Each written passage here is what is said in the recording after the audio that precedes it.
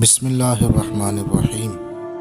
ناظرین، آج ہم ذکر کریں گے ماں کا اولاد کو بگاڑنا۔ ماں کہتی ہے، بیٹا ذرا دیکھ کر آؤ، پھپھو اور چچی کیا باتیں کر رہی ہیں، میرے بارے میں کوئی بات ہوئی تو مجھے آ کر بتانا۔ ماما، وہ دیکھے آنٹی کی ڈریسنگ کیا بن کر آئی ہے، توبہ۔ اور پھر ماں بیٹیوں کا ہنسنا۔ خبردار، پڑوس والی آنٹی کا کوئی کام کیا تو بلائیں، پھر بھی تو نظر انداز کر کے گزر جانا۔ آپ نے بھی دیکھے اور برتے ہوں گے یہ رویے۔ کبھی سوچا ہے کہ ایسے منفی اور بظاہر بے ضرر باتیں اور ہنسی مذاق کا کتنا بھیانک نتیجہ ہو سکتا ہے؟ اگر ایک ماں یہ رویہ اپناتی ہے تو اس نے یہ زہر بہت غیر محسوس انداز میں اپنی اگلی نسلوں تک منتقل کر دیا ہے۔ اگر وہ رشتوں سے نفرت کرتی ہے اور صرف خود تک محدود نہیں رکھتی بلکہ بچوں کو بھی انوالو کرتی ہے، تو سیدھا سیدھا اس نے ان کے دماغ میں نفرت، انتقام اور غصہ بھر دیا ہے، ان کو قطع رحمی سکھا دی ہے۔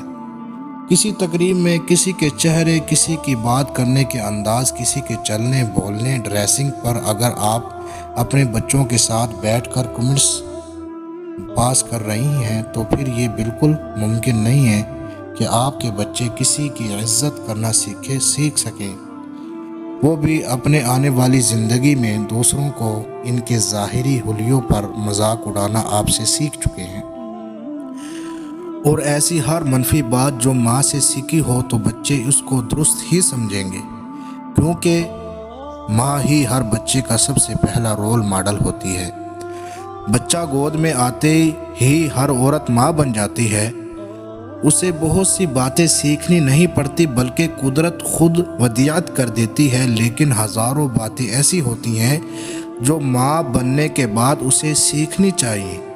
یہ درست ہے کہ اس عمر میں آ کر پرانی عادتیں چھوڑنا اور نئی اپنانا مشکل ہوتا ہے، لیکن اگر بچے کو اور اپنی آنے والی نسلوں کو خود سے بہتر بنانا ہے تو پھر نئی اور اچھی باتیں سیکھنی پڑیں گی اور بری چھوڑنی پڑیں گی۔ بچوں کو اچھا انسان بنانا ہے تو پھر پہلے خود اچھا انسان بننا ہوگا، انہیں کر کے دکھانا ہوگا، تبھی وہ سیکھیں گے۔ اور یقین کیجئے یہ مشق آپ کے لیے پھر سے ایک نئی زندگی کا آغاز ہوگا۔ بہت آسان ہے، آج سے شروع کر لیں۔ پہلا کام تو یہ کریں کہ بچوں کے سامنے رشتہ داروں، دوستوں یا پڑوسیوں کی غیبت اور چغلی نہ کریں۔